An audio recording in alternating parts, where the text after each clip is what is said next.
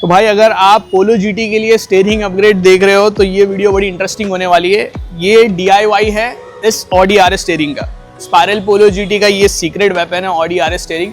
ये एक अल्टीमेट, ये कोई नॉर्मल स्टीयरिंग नहीं है, ये एक अल्टीमेट अपग्रेड है ऑडी RS के ऊपर, क्योंकि हमने इसके ऊपर MK7 भी यूज़ किया है, MK8 भी यूज़ किया है।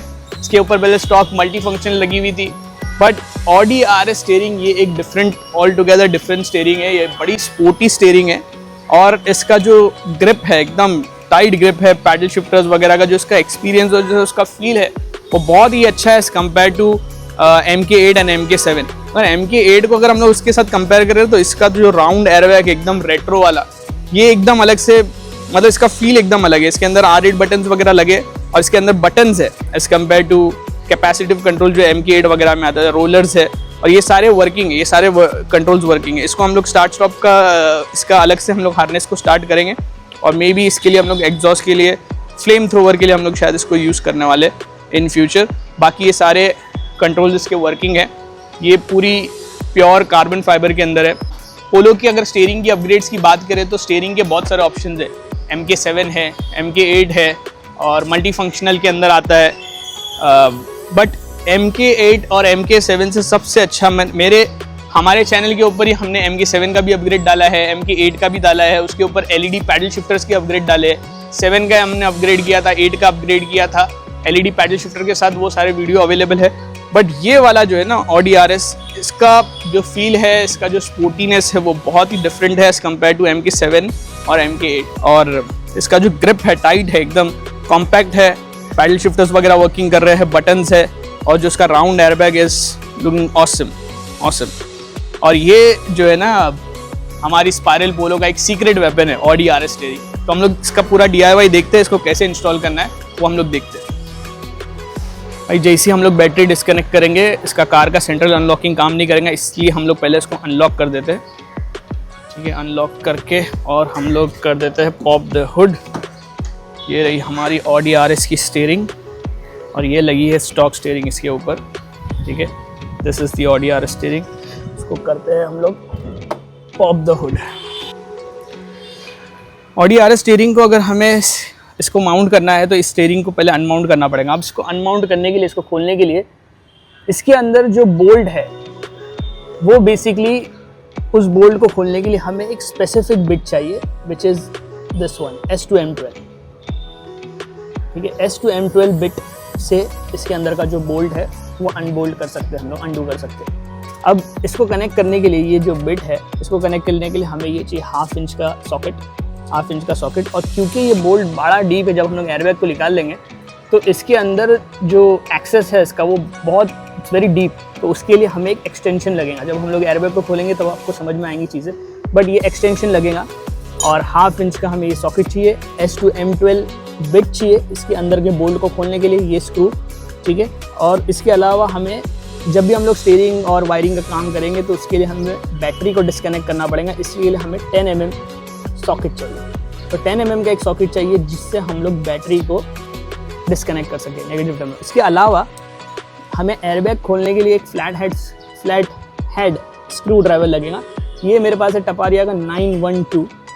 ठीक है, इससे ये मेरा अच्छा एक्सपीरियंस रहा है इसके साथ, specifically to Audi RS steering. Audi RS steering को खोलने के लिए आपको ये ही वाला जो सबसे छोटा है टपारे का 912, ये बड़ा काम का है, क्योंकि इसका एक्सेस होल और MK7 MK8 का अगर कंपैरिजन करें तो मेरा जो पर्सनल एक्सपीरियंस है वो इससे बड़ा अच्छा है, बिकॉज इसके एक्सेस होल आपको नज़र नहीं आएगा एज़ कम्पेयर टू MK7 और MK8। MK8 में आपको स्प्रिंग ईजिली दिखेंगी ताकि आप पुश कर सको, बट इसमें आपको नज़र ही नहीं आएंगी स्प्रिंग।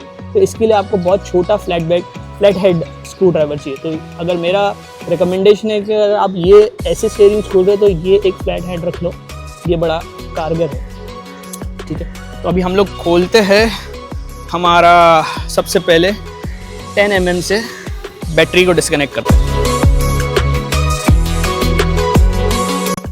10 mm सॉकेट से यार बारिश हो रही थी, बट एनीवेज ये है हमारी स्पाइरल GT और ये है 10 mm का जो सॉकेट जिसकी मैं बात कर रहा था। 10 mm के सॉकेट से ही इस नेगेटिव टर्मिनल को हम लोग डिस्कनेक्ट करेंगे।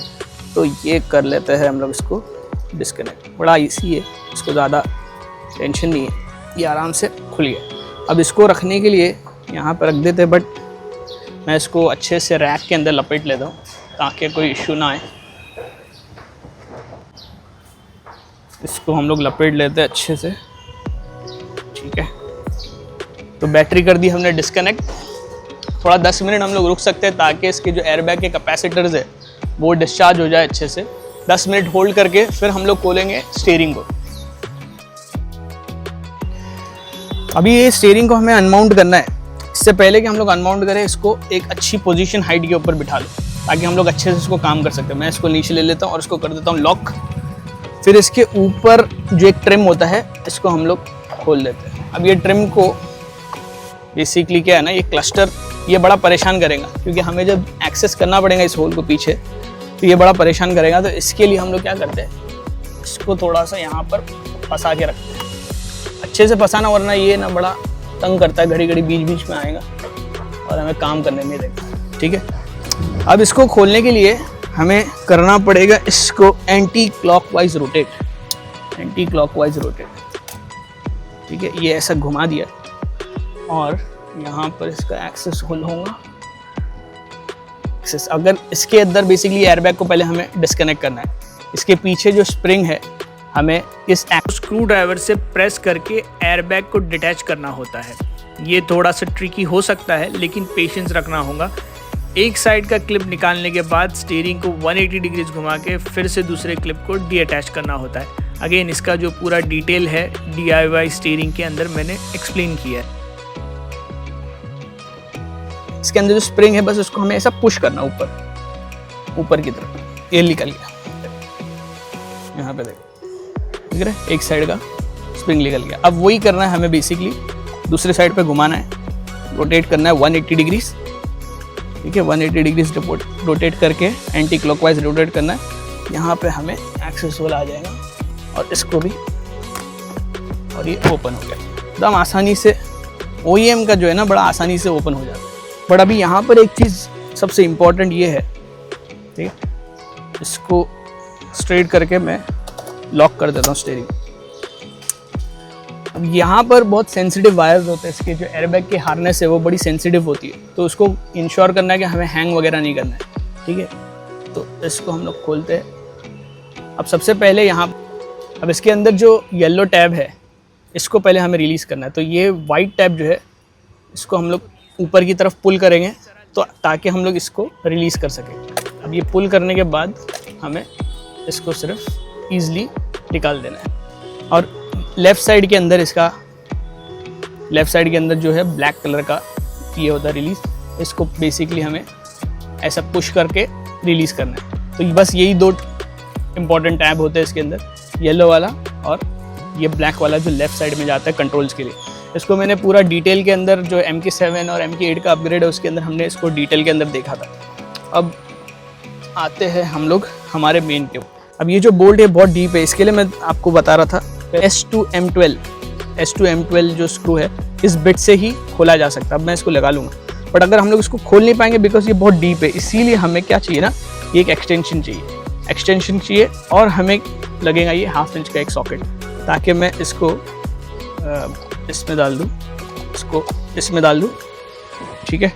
और इस एक्सटेंशन को हम लोग इसमें डाल देते हैं, माउंट कर लेते हैं और इसको लगा देंगे हम लोग इसमें, ताकि हम लोग इसको बिठा के और घुमा देंगे एंटी क्लॉकवाइज। इसीलिए हमें ये एक्सटेंशन बेसिकली हमें इसीलिए काम आता है।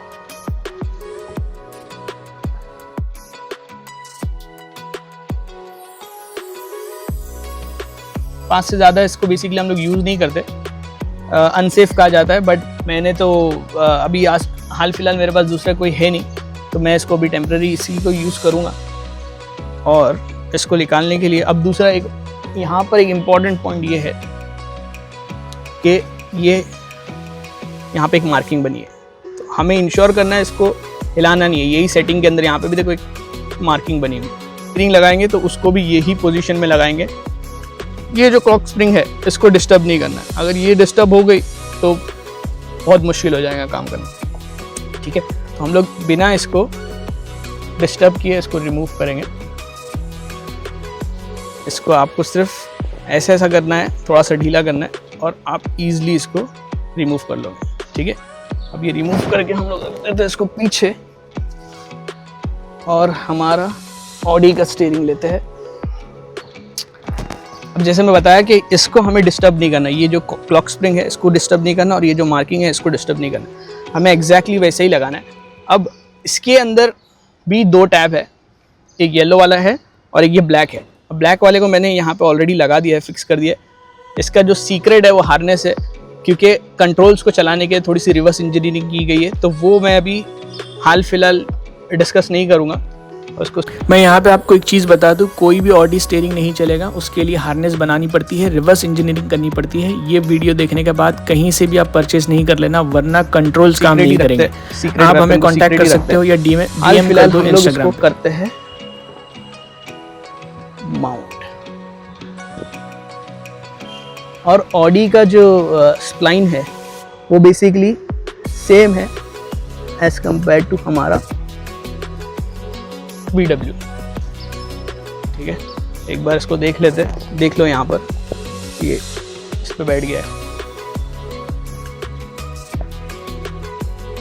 ये ब्लैक वाला तो हमने यहाँ पे ऑलरेडी डाल दिया है। ये जो येलो टैब है इसको हमें वैसे ही डालना है जैसे हम लोग नॉर्मल OEM वाले में डालते हैं। इसको पुश कर देना है और ये वाइट को लॉक कर देना है ताकि ये रिलीज ना हो। ठीक है, ये होने के बाद जैसे मैं बता रहा था आपको, इसके अंदर जो छोटी स्प्रिंग्स है इसका जो एक्सेस है बहुत पतला है, तो इसके लिए मैंने टपारिया का 912 रखा हूँ, जो स्पेसिफिकली इसको खोलने के लिए मुझे काम आता है।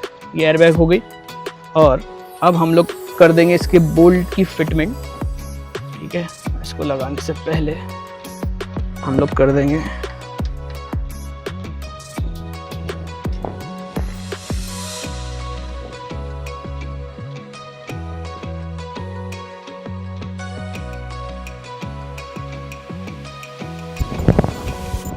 अब बेसिकली हमें क्या करना है, ये दो स्प्रिंग जो है ना इसके अंदर लॉक करना है। इसको हम लोग इसको अच्छे से ये करना पड़ेगा ताकि ये वायर बीच में ना आए। करूँ और आवाज़ जैसी आती है इसका मतलब हो गया हमारी लॉक, स्टीयरिंग हो गया लॉक। अब ये लॉक होने के बाद अब हमारे दो काम हैं, एक तो ये ट्रिम को ठीक करना है, इसको बराबर से लाइन एडजस्ट करना है और हम लोग हमारे बैटरी को स्टार्ट करना है। इसको पहले ठीक करने से पहले हम लोग बैटरी स्टार्ट कर लेते हैं।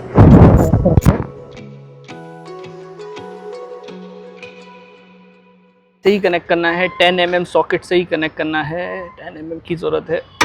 थोड़ी सी स्पार्क निकलती है देखा, और इसको कर देना है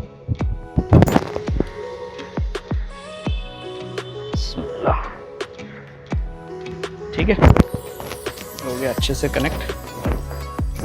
क्योंकि अभी हम लोग इंजन वे पे, मैं आपको बता दूं कि ये करने का आपको बहुत सारे नोटिफिकेशन मिलेंगे।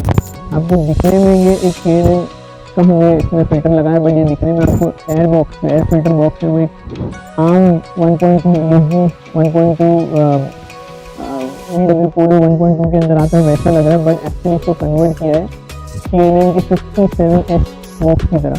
इसकी जो DIY है वो हमारे चैनल के ऊपर है, चैनल बेसिकली रिस्ट्रिक्शन की स्लैब होती है जो हमने कट किया और इसके साथ हमने यूरोस्पेक को लगाया और फाबिया का एयर इनटेक किया है। तो नॉर्मल 1.2 से इसका सेटअप थोड़ा सा अलग है, इसी के लिए हमें इसका ज़रूर हमें एडवांटेज मिला है वैली रन के टाइम पे, बिकॉज इसके अंदर पूरी रेस्ट्रिक्शंस लिफ्टेड है।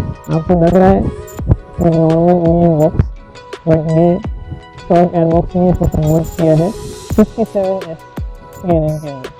ठीक है, इसकी भी डिज़ाइन अवेलेबल है, अगर आपको देखना है तो आप देख सकते हैं। इसको कर सकते हैं हम लोग बंद। फास्टेस्ट स्पायरल पोलो है, वैली रन 16.2 O4 कैटेगरी, पूरी जर्नी अवेलेबल है, वो भी देखना है तो आप देख लो। हम लोग ने कैसे वैली रन के लिए प्रिपेयर किया है, क्या कैसे रेस के अंदर जो भी प्रिपरेशन थी वो की है और कैसे हमने रेस को जीता है, उसकी स्ट्रैटेजी वगैरह सब कुछ डिस्कस की है। इसके अलावा हमारी बवाल बिल्ड्स ऑफ महाराष्ट्र की अलग सीरीज़ चल रही है, वो भी आप देख सकते हो। आते हैं हमारे DIY पे वापस। अभी हम बेसिकली चेक करना है हमारा स्टीयरिंग। ट्रिम लगा ही लेते, आई एम श्योर कि कुछ इश्यूज नहीं आएंगे। तो ट्रिम लगाने के लिए बड़ा सिंपल है, इसको यहाँ पे मिला लेते हैं इससे, ठीक है। ये मिला लिया एक साइड का, वैसे ही दूसरे साइड पे भी इसको मिला लो। इसको रिलीज करके इसको मैं एडजस्ट हाइड कर लेता हूँ और इसको कर लेता हूँ लॉक। तो हमारा ट्रिम हो गया फिट, और अभी हम लोग इसको करते हैं स्टार्ट। अब स्टार्ट करेंगे तो खाली इंश्योर करो कि भाई कुछ आवाज़ ना आए। बिस्मिल्लाह, लेट्स सी।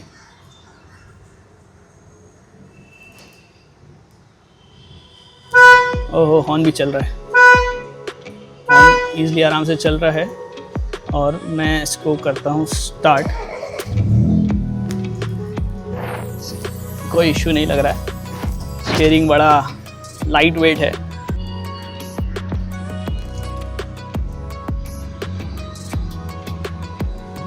सो अब ये हमारा एयरबैग है। यहाँ पे मैं पुश कर रहा हूँ, मेरा हॉर्न चल रहा है, ये भी हॉर्न चल रहा है।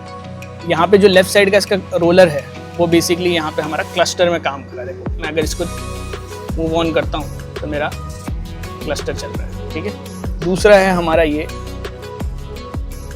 इसको अगर मैं, ठीक है, यहाँ पे देखो ये रोलर को मैं बढ़ा रहा हूँ, रोलर को कम कर रहा हूँ, ये भी काम एग्जैक्टली चल रहा है मेरा। ये यहाँ पे चेंज हो रहा है। So this one is also working.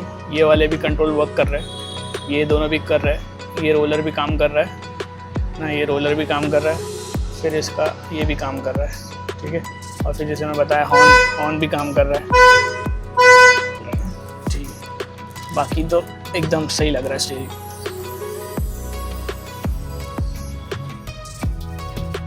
Test कर लेते हैं हमारा नया स्टीयरिंग। और ये जो राइट साइड में जो रोलर है, बेसिकली अगर मैं इसको अप एंड डाउन करता हूँ तो यहाँ पर ये एक्सेस हो रहा है। और ये जो लेफ्ट साइड में रोलर है वो मेरा, ठीक है, मैं पैडल शिफ्टर मार रहा हूँ, अप पैडल शिफ्टर भी काम कर रहा है। मैं इसको डाउन शिफ्ट मारता हूँ, डाउन शिफ्ट हो रहा है। पैडल शिफ्टर में जैसे ही लो आरपीएम पे गाड़ी जा रही है वैसे ही बर्बल जाता है 3,500 के आरपीएम में। ओवरऑल तो फील बड़ा अच्छा है इसका, पर ज़बरदस्त है, एकदम स्पोर्टी है। इसका एयरबैग एकदम classic round airbag, classic 90s की याद दिलाता है, 90s रेट्रो। तो ओवरऑल मस्त लग रहा है, स्टीयरिंग बड़ा ज़बरदस्त है। तो ये था DIY on Audi RS style steering. ये ऑडी RS स्टाइल स्टीयरिंग अगर चाहिए तो DM करो कबीर काजिम पे।